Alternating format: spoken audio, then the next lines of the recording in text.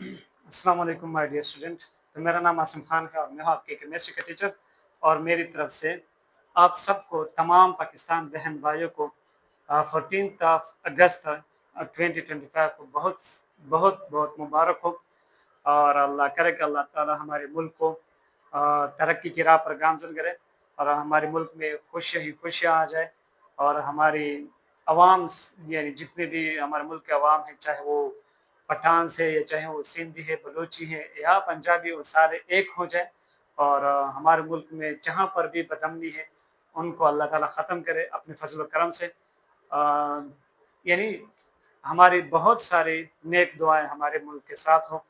तो हम चलते हैं हमारे टॉपिक की तरफ। तो आपको जैसे पता है कि हम पढ़ रहे हैं हमारे केमिस्ट्री का सिलेबस, हमारे MD के 2025 का जो सिलेबस है। और इसमें जो केमिस्ट्री का पोर्शन है वो हम शुरू कर चुके हैं, जिसमें हम क्लास 11 के 7 चैप्टर कर चुके हैं।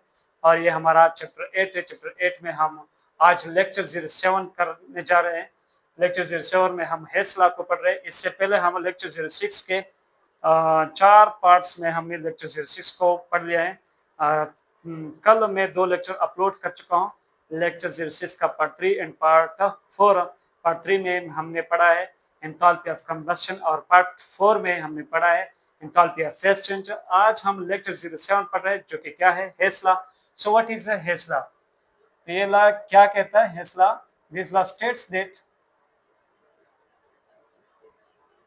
This law states that the amount of heat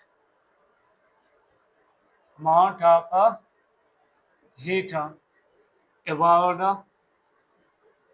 or absorbed, the amount of heat evolved or absorbed during a chemical reaction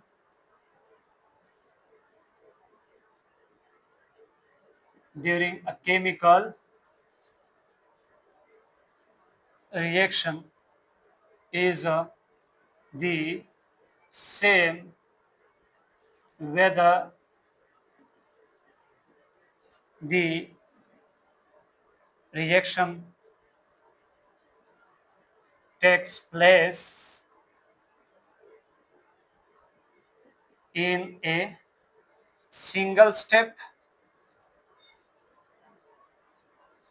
or in multiple steps.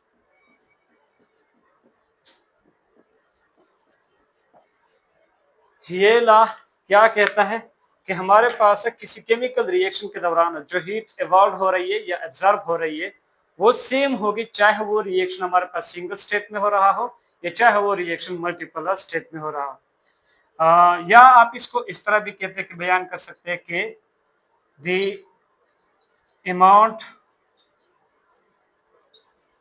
Of heat evolved or absorbed when the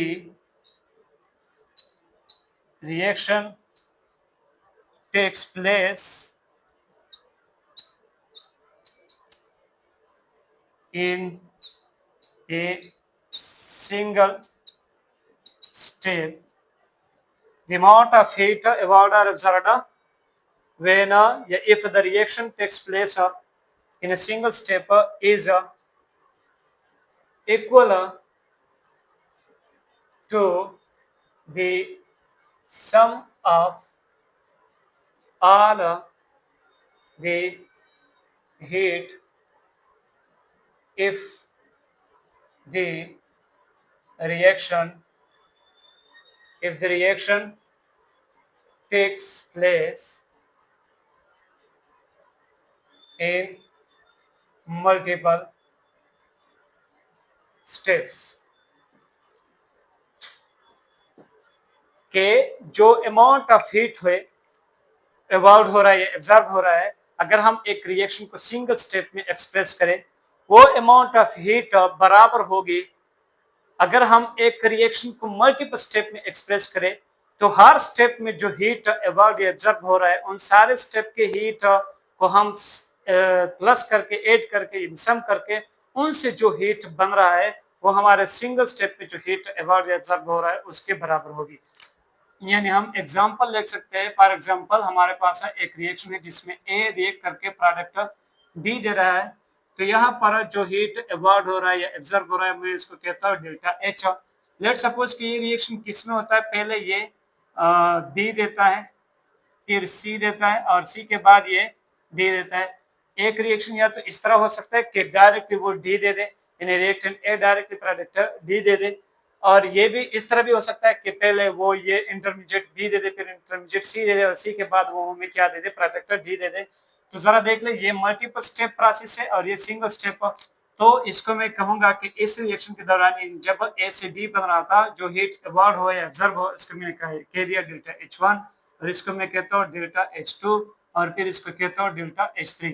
तो delta H ये जो हमारे पास single step में heat award हो रहा है, absorb हो रहा है, ये बराबर हो जाएगा इन सारे हीट को सम करके इसके बराबर हो जाएगा, delta H1 plus delta H2 plus delta H3। So this is a Hess law.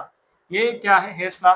The amount of heat evolved or absorbed if a reaction takes place in a single step is equal to the sum of all the heat if a reaction takes place in a multiple steps. This is called a Hess law. इसी तरह आपके पास example 2 है, जैसे कि हम water का example ले सकते हैं कि वाटर हमारे पास जब सॉलिड हालत से कन्वर्ट हो रही होते H2O लिक्विड में, तो इसको हम क्या कहते हैं, मेल्टिंग। तो ये जो हमारा एंथैल्पी होगा उसको हम कहते हैं एंथैल्पी ऑफ मेल्टिंग।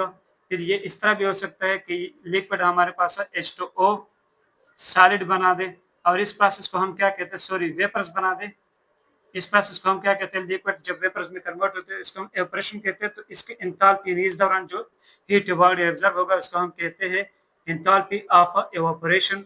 और इस तरह भी हो सकता है कि वाटर सॉलिड हालत से डायरेक्टली वेपर बना दे।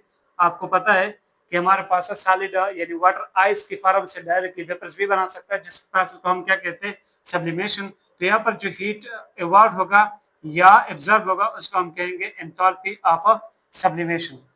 तो ये हमारे पास एक रिएक्शन है जो कि सिंगल स्टेप में हो रहा है, और ये रिएक्शन 2 स्टेप्स में भी हो रहा है। So the amount of heat which is released or absorbed when a reaction takes place in a single step is equal to the sum of all the heat which is released or absorbed when a reaction takes place in a multiple steps। यानी हमारे पास enthalpy of sublimation बराबर हो जाएगी enthalpy of melting plus enthalpy of evaporation. Clear है? Similarly हम इसका एक और एग्जांपल भी ले सकते हैं, यही वाटर से। आपको पता है कि ये प्रोसेस, ये जो हम साइकिल बना चुके, ये साइकिल क्या हो सकता है, रिवर्स भी हो सकता है। और वो किस तरह होगा कि हमारे पास H2O जो है वो वेपर से क्या बना सकते हैं, लिक्विड बना सकती है।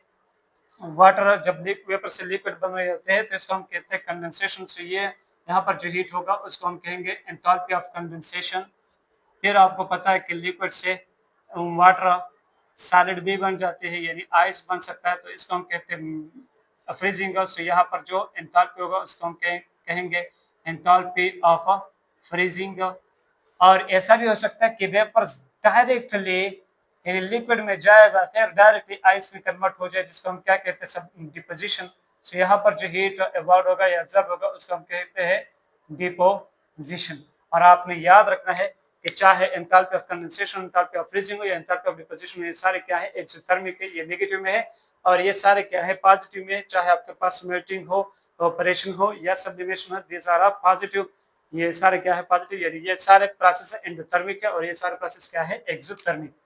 तो यहाँ पर डेल्टा H ऑफ डिपोजिशन हमारे पास क्या हो जाएगा, बराबर हो जाएगा delta H of condensation plus delta H of freezing.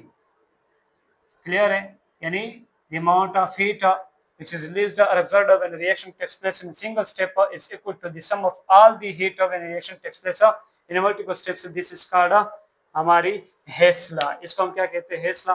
इसी तरह हमारे पास एक और एग्जाम्पल है, इसका मैंने कहा एग्जाम्पल 3, और ये है हमारे पास एग्जाम्पल 4, जिसमें क्या हो सकता है। आपको पता है ये वाला रिएक्शन जब मैंने बोरॉन हाइपरसाइकिल आपको पढ़ा रहा था, तो इस वक्त मैंने ये वाला रिएक्शन आपको दिया था। ये क्या कर सकते हैं, इस तरह आयंस भी बना सकते हैं, ये गैसियस फॉर्म में, ये सॉलिड फॉर्म में, ये गैसियस फॉर्म में, ये गैसियस फॉर्म में, और ये भी क्या कर सकते हैं, इस तरह सोडियम क्लोराइड सॉलिड हालत में बना सकते हैं।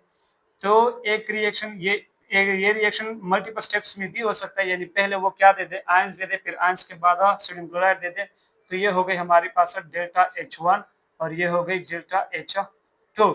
और ये रिएक्शन इस तरह भी हम रिप्रेजेंट कर सकते हैं कि सोडियम से, और ज्यादातर हम यानी स्टडी के दौरान इस रिएक्शन इस तरह ही शो करते हैं कि सोडियम प्लस 1 और 2 CO2 gives us sodium chloride. तो इसको हम कहते हैं डेल्टा H। अब ये जो डेल्टा H फॉर्मेशन भी आप इसको कह सकते हैं, when 1 mole of a substance is found from its constituent elements in their free and natural state is called enthalpy of formation। so यहाँ पर जो enthalpy of formation है फॉर सोडियम क्लोराइड वो बराबर हो जाएगी delta H1 plus delta H2, and this is also called Hess law. ये भी हमारे पास क्या बन रही है, हेस लॉ बन रही है। इसी तरह हम एक और एग्जांपल आपके सामने शो कर दें। जितने ज्यादा एग्जांपल हम देंगे इतना ही आपका कंसेप्ट क्लियर होता जाएगा। एग्जांपल 5, कार्बन प्लस O2, ये सिंगल स्टेप रिएक्शन है, कार्बन डाइऑक्साइड। तो यहाँ पर जो हीट होगा वो बराबर होगा, अगर ये रिएक्शन डबल स्टेप्स में हो रहा है, यानी कार्बन प्लस 1 और 2 O2, तो ये हमें दे रहा है कार्बन मोनोऑक्साइड।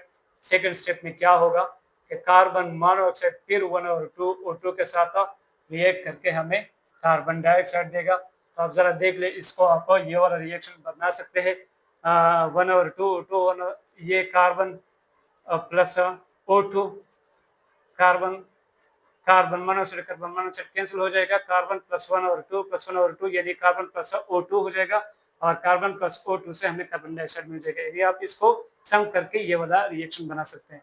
तो यहाँ पर इसको हम कहते हैं डेल्टा H1 और इसको हम कहते हैं delta H2। So delta H of reaction हमारे पास बराबर हो जाएगा delta H1 plus delta H2। This is a Hess law. The amount of heat which is released or absorbed when a reaction takes place in a single step is equal to the sum of all the heat if a reaction takes place in multiple steps। इसी तरह आपके पास एक example 6 है।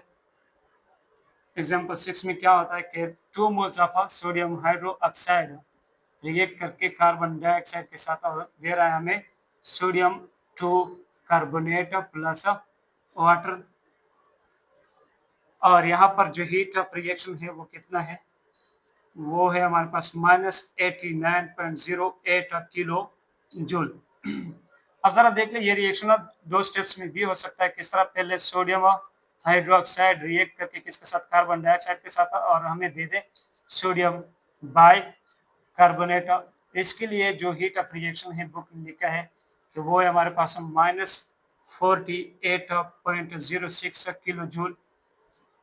और second step में क्या होगा कि ये जो सोडियम बाइकार्बोनेट है, ये सोडियम बाइकार्बोनेट हमारे पास है, यहाँ पर जो एक सोडियम मोनोऑक्साइड रह चुका है, क्योंकि एक सोडियम मोनोऑक्साइड हम यूज कर चुके हैं, एक सोडियम मोनोऑक्साइड रहता है, वो इसके साथ रिएक्ट करके हमें क्या देगा, हमें देगा सोडियम 2 कार्बोनेट, और साथ साथ में यहाँ पर हमें वाटर भी मिल जाएगी।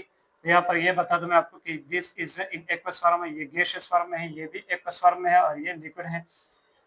अब जरा देख ले, हमारे पास ये हो गया second step for this reaction, और इसके लिए जो डेल्टा H है, ये डेल्टा H1 है, डेल्टा H2 जो है हमारे पास कितना, -41.02 किलो जूल। अब आप क्या कर सकते हैं कि डेल्टा H जो है वो आप निकाल सकते हैं, delta H is equal to delta H1 plus delta H2, और यहाँ डेल्टा H1 जो है हमारे पास -89.08 बराबर है -48.06 प्लस इंटू -41.02। तो जरा देख ले, आपको ये क्लियर हो गया कि हाँ, अगर हमारे पास एक रिएक्शन सिंगल स्टेप में हो रहा है तो उस दौरान जो अमाउंट ऑफ हीट रिलीज है, ऑब्जर्व हो रहा है, वो बराबर है, अगर वो रिएक्शन ऑफ मल्टीपल स्टेप्स में हो रहा है तो हर स्टेप में जो हीट रिलीज ऑब्जर्व हो रहा है उन सबको जमा करके उसके बराबर। तो अब मैं आपके लिए कुछ क्वेश्चन लेकर आया हूँ और हेस लॉ के मुताबिक हम कुछ क्वेश्चन करने वाले हैं। ये तो बहुत सारे सिंपल से एग्जाम्पल थे जहां से आपने हेस लॉ को क्या करना था, बहुत गेन कर लेना था, यानी इसका कंसेप्ट आपने पक्का कर लेना था। अब हम कुछ क्वेश्चन कर लेते हैं ताकि ये कंसेप्ट बिल्कुल पक्का हो जाए, और क्वेश्चन जो होते हैं वही तो हमारे टॉपिक का एसेंस होता है। तो क्वेश्चन नंबर 1 है, या आप न्यूमेरिकल नंबर 1 कह दें, वो क्या है कि हमारे पास एक रिएक्शन दी गई है कि carbon plus 1/2 O2 gives us carbon monoxide. ये इक्वेशन दी गई है और इसके लिए डेल्टा H रिक्वायर्ड है। इसके लिए जो डेल्टा H है वो क्या है, रिक्वायर्ड। और आपको दो इक्वेशन दी गई है। एक इक्वेशन ये कि carbon plus O2 gives us carbon dioxide. इसके लिए जो डेल्टा H है वो आपको दी गई है कितना, -393.5 किलो जूल। और एक इक्वेशन आपको ये दी गई है कि carbon monoxide plus 1/2 O2 gives us carbon dioxide. इसके लिए जो एंथैल्पी चेंज है वो कितना है, ये भी माइनस है, ये भी -285 है। मैं जरा चेक कर लो कि यहाँ गलती ना हो चुकी हो। हाँ, -285.7 किलो जूल। अब आपने क्या करना है, इस एंथैल्पी को फाइंड आउट करना है। हमारे पास पेनों में थोड़ा इंक खत्म हो रहा है, दूसरा पेन चेंज कर दे। हमने ये वाला इक्वेशन बनाना है, रिक्वायर्ड इक्वेशन ये है और ये दो गिवन इक्वेशन है। इन दोनों के साथ ऐसा कुछ करें कि आपके पास ये वाला इक्वेशन क्या हो जाए, बन जाए। तो आप जरा देख ले हम क्या कर सकते हैं, इस इक्वेशन 1 से अगर इक्वेशन 2 को माइनस करें तो हमारे पास ये इक्वेशन बन सकता है। किस तरह, जरा चेक कर ले कि इक्वेशन 1 में हमारे पास क्या है, carbon plus O2, carbon plus O2 gives us carbon dioxide. ये हमारा इक्वेशन 1 हो गया। अब इनसे हम माइनस करेंगे इक्वेशन 2 को, तो क्या हो जाएगा, carbon monoxide plus 1/2 O2 gives us carbon dioxide. Clear है।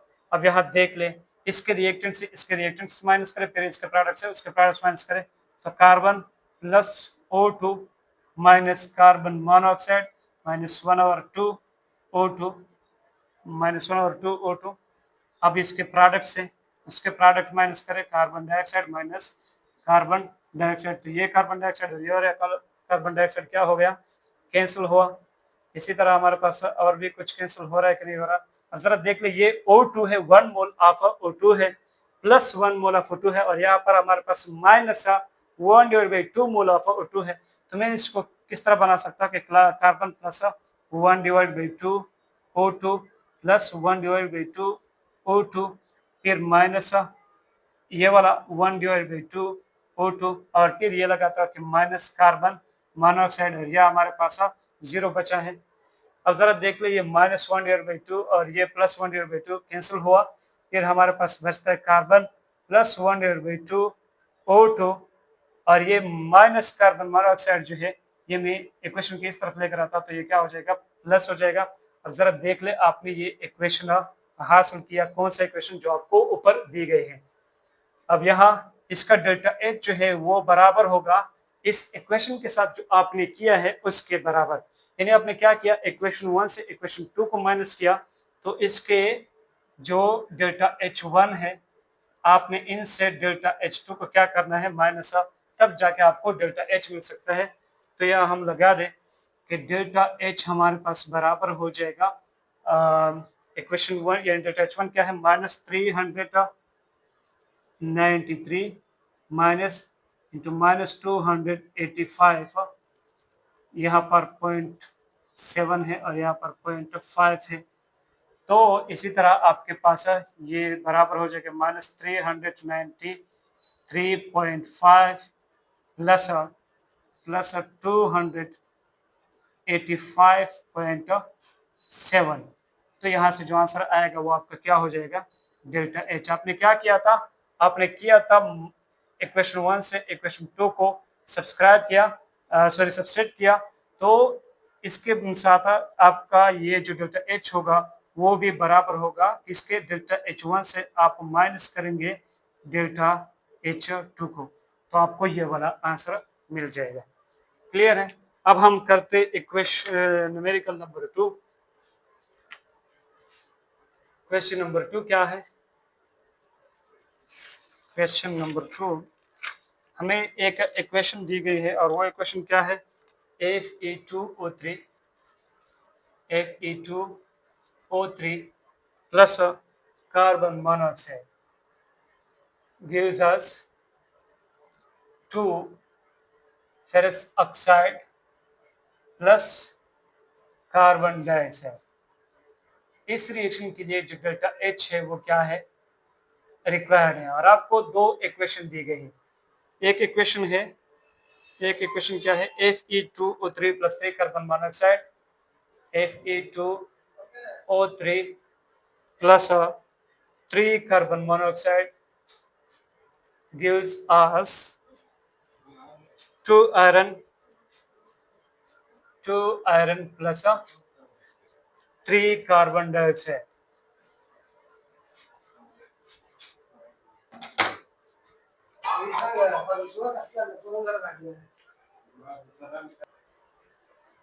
अच्छा, तो हम थोड़ा हम मामू के पास गए थे, हमारा मामू साहब आ चुके हैं हमारे घर, तो उसको थोड़ा वो देना था, मतलब सलाम करना था उसके साथ। तो हम शुरू करते हैं हमारा जो लेक्चर है उसको रिज्यूम करते हैं। जरा देख ले, यहाँ पर हमें जो क्वेश्चन 2 है वो दिया गया है। क्वेश्चन 2 में क्या दी गई है, हमें फेरस ऑक्साइड दी गई है, फेरस ऑक्साइड, और फेरस ऑक्साइड के साथ है कार्बन मोनोऑक्साइड। ये मिलकर हमें क्या दे रही है, iron plus carbon dioxide, iron plus carbon dioxide. अब जरा देख ले हम क्या कर सकते हैं।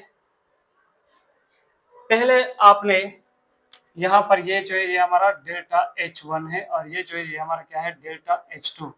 और ये आपको बता दो कि डेल्टा H1 जो है वो कितने -26 किलो कैलोरी से, ये किलो जूल है, सॉरी किलो जूल।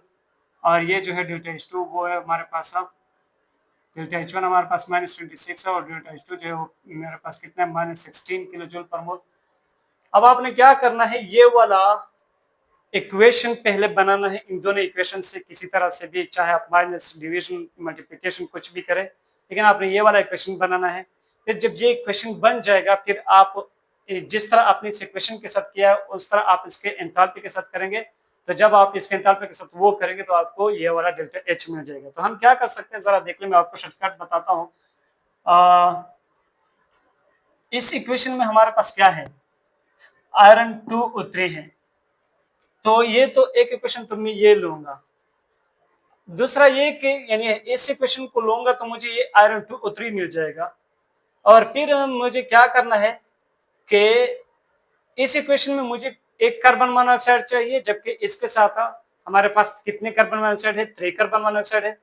तो यहां से मुझे 2 कार्बन मोनोऑक्साइड को क्या करने हैं, यहां से हटाने हैं। तो मैं क्या कर सकता हूं कि इस को मैं इनसे माइनस करूंगा, लेकिन इस तरह कि इसको 2 से मल्टीप्लाई कर दो, और फिर जब इसको 2 से मल्टीप्लाई करूंगा तो इसको भी 2 से मल्टीप्लाई करूंगा। तो जरा देख लो, मुझे ये 2 फेरिक ऑक्साइड भी मिल जाएगा, जो कि मुझे यहाँ पर चाहिए इस इक्वेशन में, क्योंकि इस इक्वेशन में तो हमें आयरन मिल रहा है, जबकि मुझे इस इक्वेशन के प्रोडक्ट में 2 फेरिक ऑक्साइड मिल रहा है, जबकि इस इक्वेशन में हमारे पास सिर्फ 1 फेरिक ऑक्साइड है।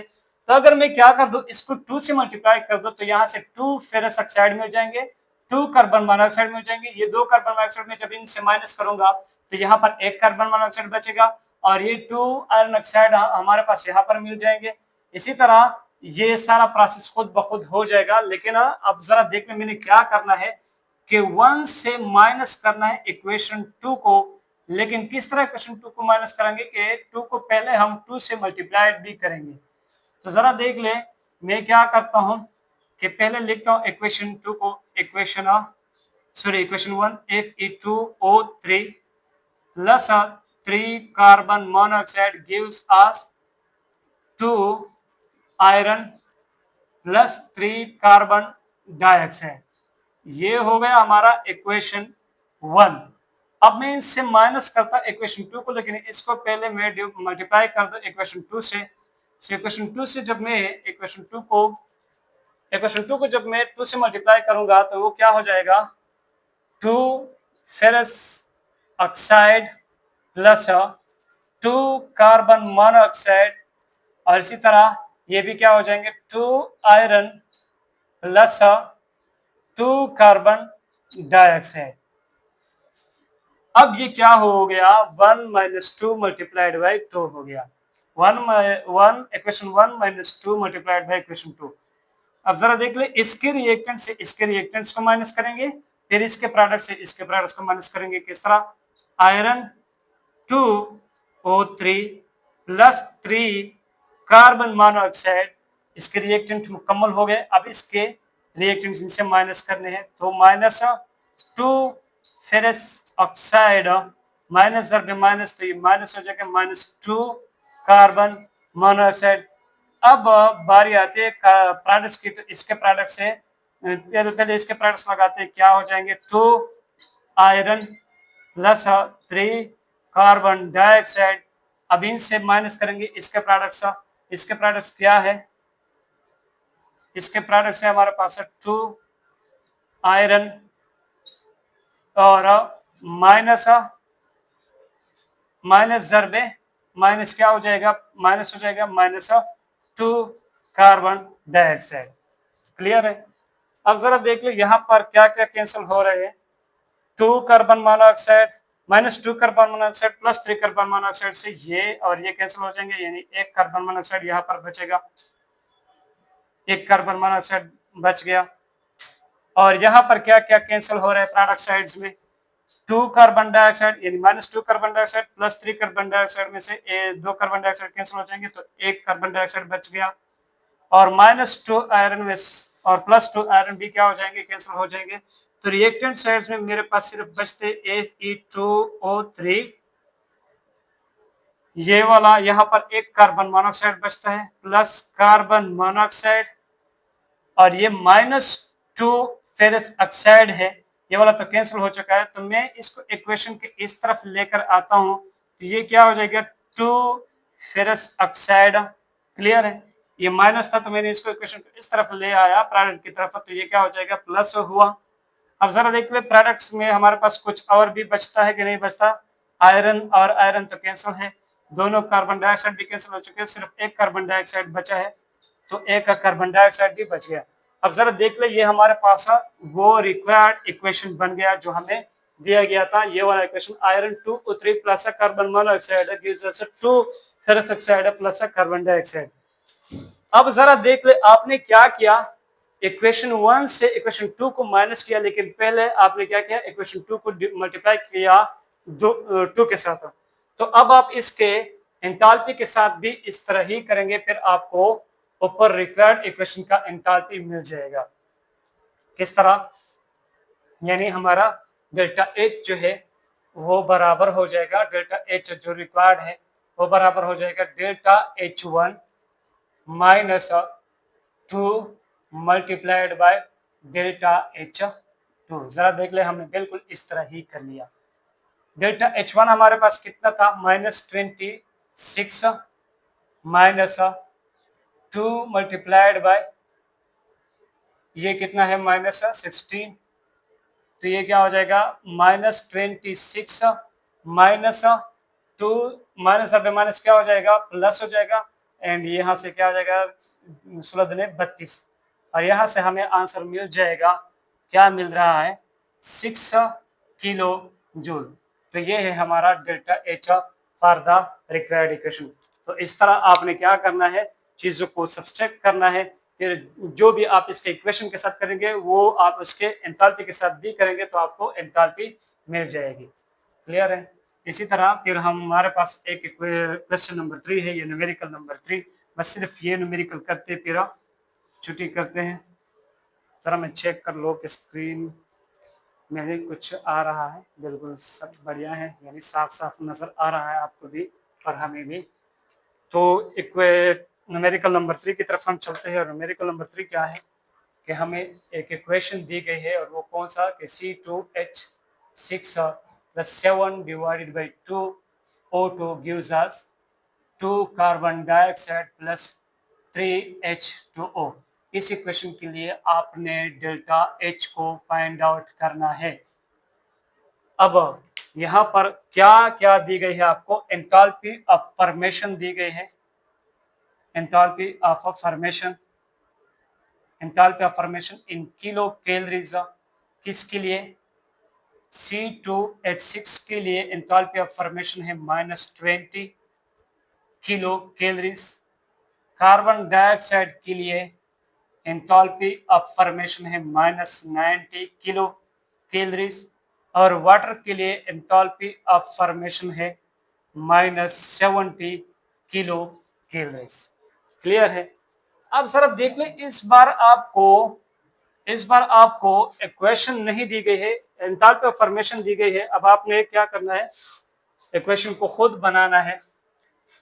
जरा देख ले, यहां से हम एक इक्वेशन बना सकते हैं क्योंकि ये हमारे पास क्या है, एंथैल्पी ऑफ फॉर्मेशन है, यानी हम इथेन को बना सकते हैं। इथेन को हम किस तरह बनाएंगे कि 2 कार्बन प्लस 3H2 लेते हैं और यहां से हमें मिल जाएगा C2H6। जब 2 मोल कार्बन और 3 मोल हाइड्रोजन के मॉलिक्यूल मिलेंगे तो यहाँ से हमें 1 मोल इथेन का मिल सकता है। और यहाँ जो हमारे पास डेल्टा H1 है वो आपको पता है कि कितना है, -20 किलो कैलोरीज, -20 किलो कैलोरीज। फिर हमारे पास इक्वेशन 2 किस तरह बन सकता है? हमें दी गई है कार्बन डाइऑक्साइड और कार्बन डाइऑक्साइड की फॉर्मेशन, यानी कार्बन को हम किस तरह फॉर्म कर सकते हैं, carbon plus O2 gives us carbon dioxide. तो यहाँ जो डेल्टा H2 है, ये enthalpy of formation of carbon dioxide, वो हमारे पास कितना है, -90 किलो कैलोरीज। और तीसरा इक्वेशन हम किस तरह बना सकते हैं वाटर को? तो वाटर हम इस तरह बना सकते हैं H2 + 1/2 O2 gives us H2O। और इसके लिए एंथैल्पी ऑफ फॉर्मेशन या डेल्टा H3 हमारे पास हो गई -70। अब आपने क्या करना है, इन इक्वेशन में से ऐसा कुछ करना है कि आपको ये इक्वेशन मिल जाए और फिर आप इनके एंथैल्पी के साथ भी वो करेंगे और फिर वहां से आपको डेल्टा H मिल जाएगा। क्लियर है? तो मैं क्या कर सकता हूँ, इस तरफ को मिटा दो।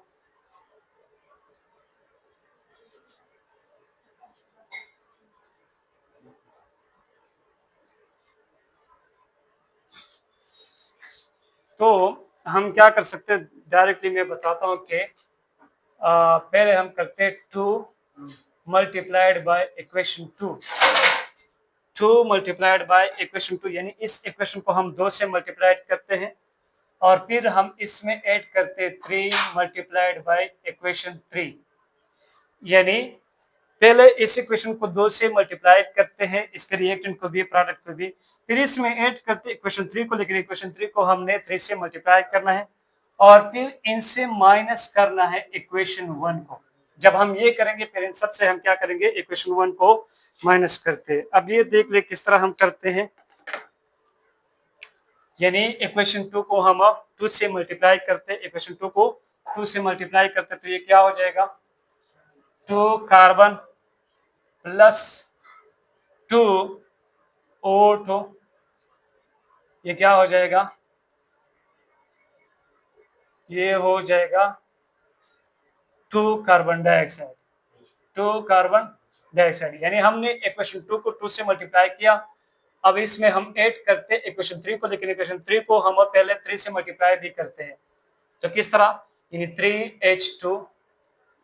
3H2 plus 3 divided by 2 O2 और यहाँ से हमें प्रोडक्ट मिलेंगे क्या, ये H2O भी हमारे पास क्या हो जाएगा 3H2O।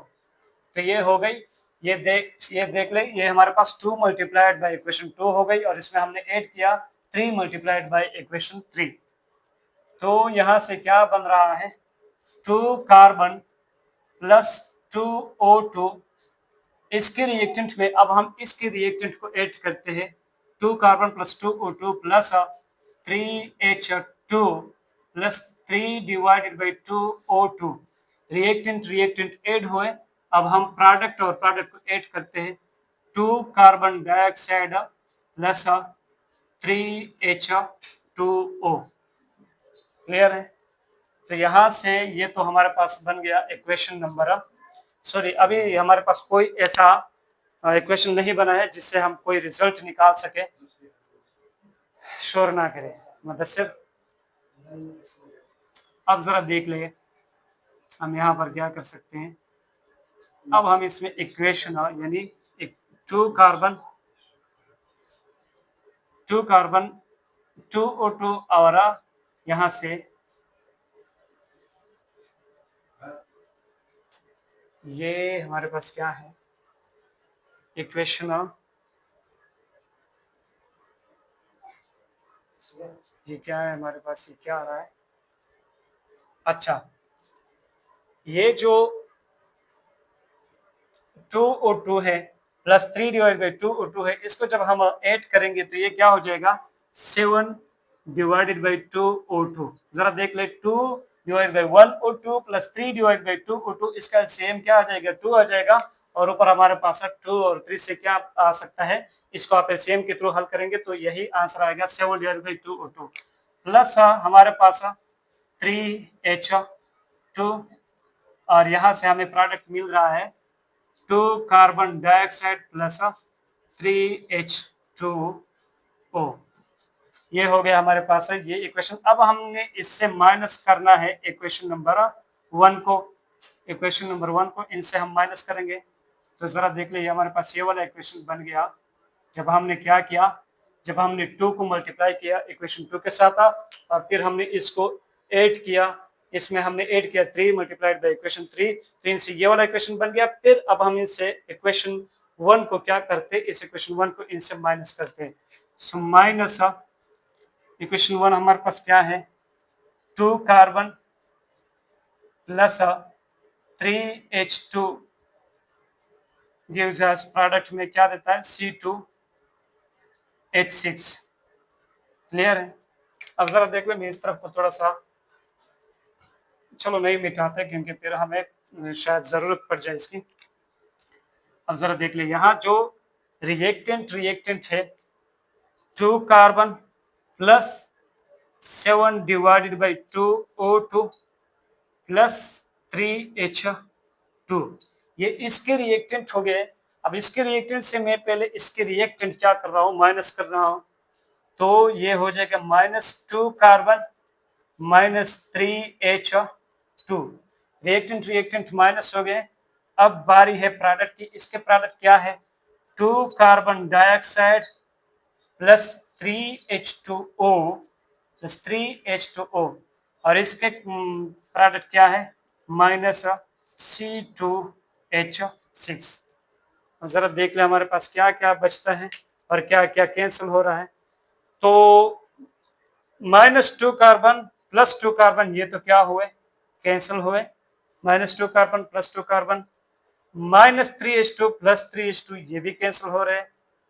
तो यहाँ पर हमारे पास सिर्फ क्या बच रहा है 7 डिवाइड बाई 2O2 और उस तरफ में हमारे पास क्या क्या कैंसिल हो रहा है, वहां पर तो कार्बन डाइऑक्साइड भी है, वाटर भी है और इथेन भी है। यहाँ पर कुछ भी कैंसिल नहीं हो रहा। सिर्फ मैं ये कर सकता कि ये जो -C2H6 है इसको मैं इक्वेशन की इस तरफ लेकर आता हूँ तो ये प्लस हो जाएगा और हमें इक्वेशन भी मिल जाएगा C2H6 प्लस यहाँ पर हमारे पास एक और चीज बचा था 7 डिवाइडेड बाई 2O2। यहाँ तो और कुछ नहीं बचा, बस इक्वेशन का साइन लगाते हैं और फिर प्रोडक्ट साइड में हमारे पास 2 moles of carbon dioxide plus 3 moles of H2O ये बचा है।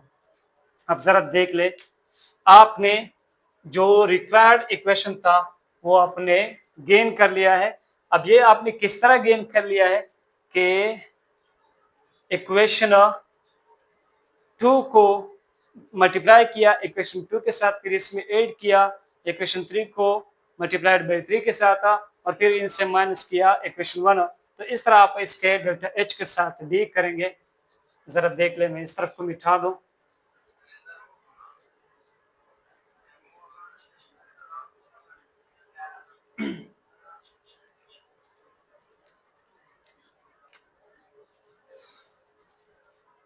यहाँ पर हमने क्या किया, इक्वेशन 2 के साथ इक्वेशन 2 को मल्टीप्लाई, इक्वेशन 2 को 2 के साथ मल्टीप्लाई किया, फिर इसमें 3 मल्टीप्लाइड बाई इक्वेशन 3 ऐड किया, और फिर इनसे माइनस किया इक्वेशन 1। तो हम क्या कर सकते हैं कि जो हमारा डेल्टा एच होगा वो बराबर होगा 2 मल्टीप्लाइड बाई ये डेल्टा एच 1 है, ये डेल्टा एच 2 है, ये डेल्टा एच 3 है।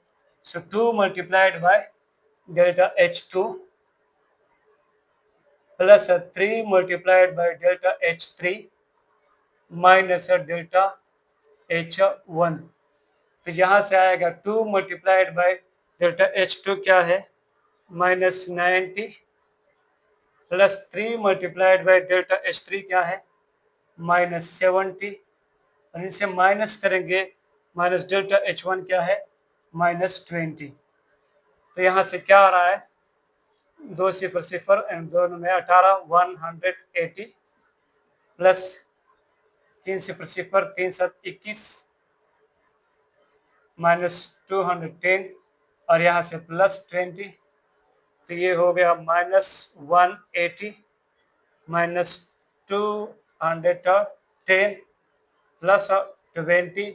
यहाँ से क्या हो जाएगा, 0 जमा 0 0, 1 जमा 8 9, 2 जमा 1 3, और इसके साथ साइन लगाते हैं माइनस का, प्लस 20। तो ये बराबर हो जाएगा माइनस 370 के। ये आ गया बराबर माइनस 370 के। तो इस तरह आपने क्या किया, डेल्टा एच को मालूम किया इसके एंथैल्पी ऑफ फॉर्मेशन को इस्तेमाल करके। तो इसके साथ हमारा हेस लॉ कंप्लीट हो रहा है। आपने हेस लॉ को समझा कि हेस लॉ क्या होता है, the amount of heat which is evolved or absorbed when one mole when a reaction takes place, the amount of heat which is evolved or absorbed is equal if the reaction takes place in a single step is equal to the sum of all the amount of heat if the reaction takes place in multiple steps। उम्मीद करता हूँ कि आपको अच्छी तरह समझ में आ चुका होगा। तो ये जो आज का लेक्चर है ये हम 2 बार कर चुके हैं, क्योंकि आपको पता है कि आज अगस्त का दिन है, 14 अगस्त का दिन है। हमारे मोहल्ले के बच्चे जो है वो बहुत ज़्यादा खुशी मना रहे हैं, खुशी में वो बाजे लेकर आ चुके हैं और बहुत ज़्यादा शोर कर रहे हैं। तो शोर की वजह से हमने पहले लेक्चर को क्या किया, ख़त्म किया, क्योंकि उसमें बहुत सारा वो हुआ था। मैंने स्टॉप किया था लेक्चर को और उनको चुप करने भागा हुआ था बहुत 2-3 दफ़ा। तो इस वजह से उस लेक्चर का मज़ा नहीं था। तो इस वजह से वो लेक्चर क्या किया, मैंने डिलीट किया। अब ये दूसरा लेक्चर हम रिकॉर्ड कर रहे हैं। तो इसके साथ हमारा हेस लॉ भी कंप्लीट हो रहा है। हेस लॉ के साथ साथ हमारा थर्मोकेमिस्ट्री भी यहाँ क्या हो रहा है, वाइंड अप हो रही है। इसके बाद इंशाल्लाह हम इलेक्ट्रोकेमिस्ट्री में मिलेंगे। तो तब तक के लिए अल्लाह हाफिज़।